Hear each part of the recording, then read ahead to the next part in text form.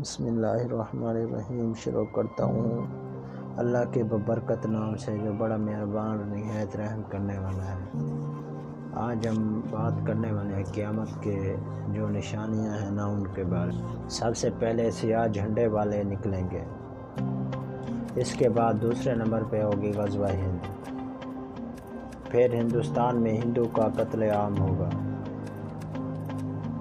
پھر ہندوستان میں دین کی بدخواہ لوگوں کا قتل عام ہوگا، جیسے گستاخ اور لعنتی قادیانی وغیرہ۔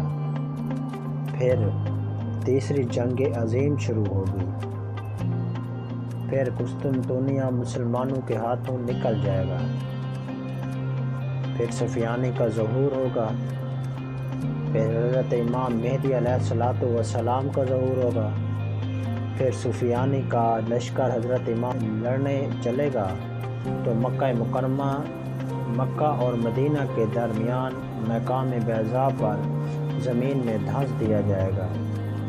پھر بنو کلب کا لشکر امام مہدی کے ہاتھوں شکست کھائے گا، جس کو لوٹنے کا حکم رسول اللہ نے دیا ہے۔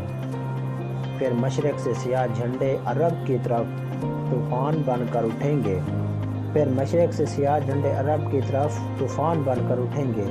عرب کو بچانے کے لیے ساری یہودی نیوی میدان میں آئے گی اور سیاہ جھنڈوں کے ہاتھوں بری طرح تباہ ہوگی۔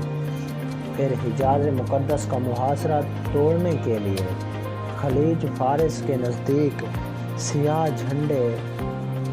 جھنڈے دجالیوں سے بڑا زبردست معرکہ لڑیں گے اور محاصرہ توڑ دیں گے۔ پھر یہ لشکر امام مہدی علیہ السلام کی بیعت کے لیے آگے بڑھے گا اور راستے میں نجد شہر ان کی طوفانی یلغار کی لپیٹ میں آ جائے گا۔ پھر یہ لشکر امام مہدی کے ہاتھوں پر بیعت کرے گا۔ پھر یہ عرب سے خزانہ طلب کریں گے، وہ دینے سے انکار کر دیں گے۔ پھر یہ سیاہ جھنڈے والوں کے ہاتھوں بری طرح قتل ہوں گے۔ ان کے قتل عام کے دوران سیاہ جھنڈے عرب کی ریت، اس کے بعد عربوں کے خون سے ریت کو تر کر دیا جائے گا۔ ذکر احادیث مبارکہ میں بھی ملتا ہے۔ یہی وجہ ہوگی کہ عرب بہت کم رہ جائیں گے۔ پھر عرب بھاگ کر مکہ اور مدینہ میں پناہ لیں گے اور اپنی جان بخشی کے لیے خزانہ دینا چاہیں گے، لیکن سیاہ جھنڈا لینے سے انکار کر دیں گے۔ پھر سیاہ جھنڈوں کی اگلی یلغار کا نشانہ مصر بنے گا، جس کا ذکر حدیث میں ملتا ہے۔ پھر ایران کی باری آئے گی، لیکن ایران اطاعت قبول کر کے جان بچائیں گے۔ پھر رومی اپنے وہ لوگ جو اسلام قبول کر چکے ہوں گے واپس مانگیں گے، نہ دینے پر رومیوں کے 80 جھنڈے سیاہ جھنڈوں سے لڑنے کے لیے نکلیں گے۔ ہر جھنڈے تلے 60,000 رومی ہوں گے۔ ان کی اتنی تعداد دیکھ کر سیاہ جھنڈوں میں سے 1/3 بھاگ جائیں گے، جن کی توبہ اللہ کبھی قبول نہ کرے گا۔ پھر پہلے دن مسلمان ایک جماعت کو لڑنے بھیجیں گے، ساری جماعت شام تک شہید ہو جائے گی۔ پھر چوتھے دن تمام اہل اسلام جو کہ سیاہ جھنڈے والے ہی ہوں گے مل کر رومیوں پر حملہ آور ہوں گے۔ پھر وہ ایسی جنگ کریں گے کہ تاریخ انسانی میں پہلے کسی قوم نے ایسی جنگ نہ کی ہوگی، اور یا پھر فرمایا کہ وہ ایسی جنگ ہوگی کہ پہلے کبھی نہ لڑی گئی ہوگی۔ پھر اللہ رومیوں پر شکست مسلط کر دے گا۔ پھر مسلمان یعنی سیاہ جھنڈے ان کا قتل عام کریں گے، یہاں تک کہ رومیوں کی لاشوں کے پہلوں سے پرندے اڑیں گے۔ وہ مر کر گرے گا، لیکن لاشوں کے سمندر کو پار نہ کر سکے گا، اور مر کر گرے گا بھی تو ایک لاش پر۔ اس جنگ کے بعد آدھے سے زیادہ لشکر آرمینیا کی طرف جائیں گے۔ سیاہ جھنڈے آرمینیا پر آندھی طوفان نازل ہوں گے۔ آرمینیا کی وہ تباہی دیکھنی پڑے گی جس کے سامنے کا ذکر حدیث میں ملے گا۔ لشکر وہاں سے ہوتا ہوا امام مہدی سے مل کر قسطنطنیہ کا محاصرہ کر لے گا۔ اللہ سیاہ جھنڈوں کے جہاد کا صلہ یہ دے گا کہ ان کے نعروں سے ہی قسطنطنیہ فتح ہو جائے گا۔ پھر سیاہ جھنڈے کا کچھ لشکر یورپ کی طرف نکلے گا، اور جب یہ یورپ کی دہلیز پر پہنچے گا تو پورے یورپ میں کوہرام مچ جائے گا۔ لیکن یہی پہ خبر بھی پہنچ جائے گی کہ دجال نکل آیا۔